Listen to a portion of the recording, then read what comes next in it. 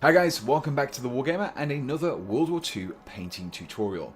Now in this video I'm going to be showing you how you can tackle the Waffen-SS plain tree camouflage in its autumn variant.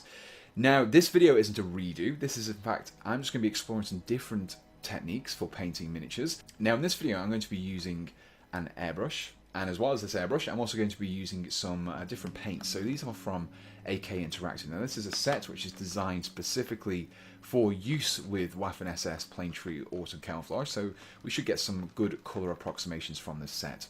So in addition to these items, you also need the following for this tutorial. You also need some paints, and I'll be using the paints from UdK Interactive's Waffen-SS Fall Winter Camouflage set. We also need some paint thinner, and as I'm using UdK Interactive paints, I'll also be using UdK's thinner as well.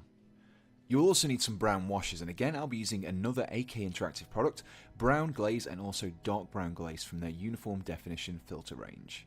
You will also need some cocktail sticks or toothpicks, as well as a small brush. And finally, you will need a miniature to paint. You can see I've already primed this particular miniature using a grey primer. So once you've collected all of your materials, we can get started.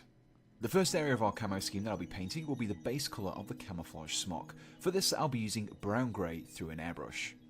Taken straight from the bottle, the paint is a little too thick to be used in our airbrush, so we need to thin it down a little. To do this, we'll need some thinner.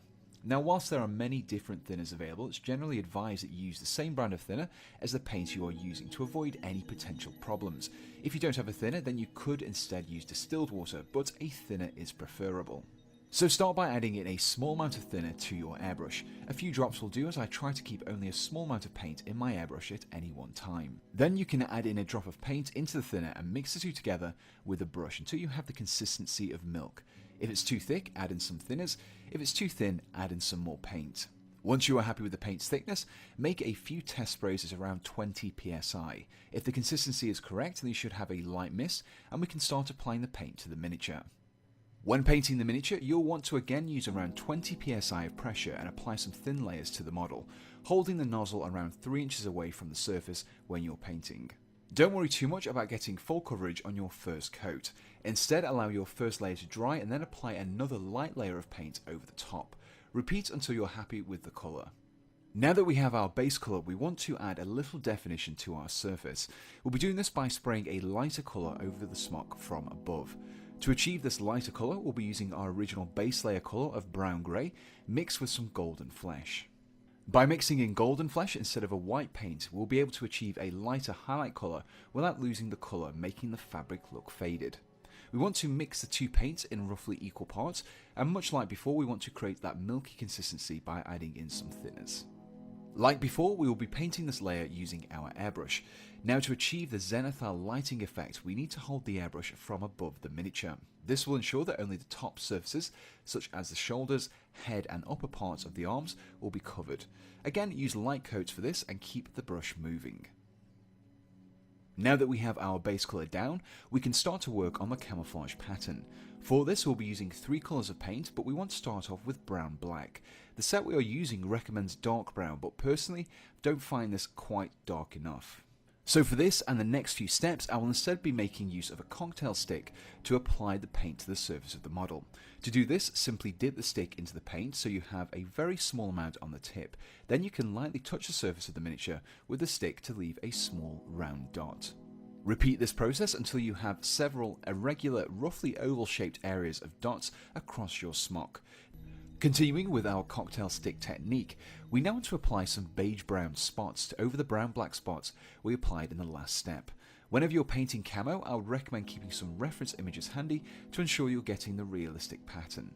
The final step in applying our camouflage pattern is to add in some light brown spots using brown spots. Now that we have our camouflage pattern completed, we can start to think about shading. We will be doing this in 3 distinct steps, and for each of these steps, we'll be using an acrylic glaze. For our first step, we again want to use our airbrush. We will need to mix in a small amount of acrylic thinner with a small amount of brown glaze, ideally in equal parts. So with our diluted glaze, we want to use our airbrush to apply a light layer over the surface of the smock.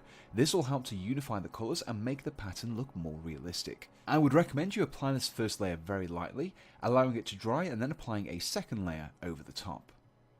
In this next step, we'll once again be using a glaze through our airbrush, but this time we want to use a slightly darker colour, therefore I'll be using a dark brown glaze instead.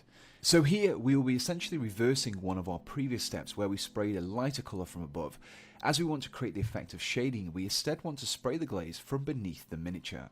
This will settle on the underside of the arms and the various folds in the cloth, creating the effect of shadow. This will help to complete our zenithal lighting effect. The final step in painting our smock requires us to use the dark brown glaze once again, but this time with a normal brush, albeit one with a fine tip.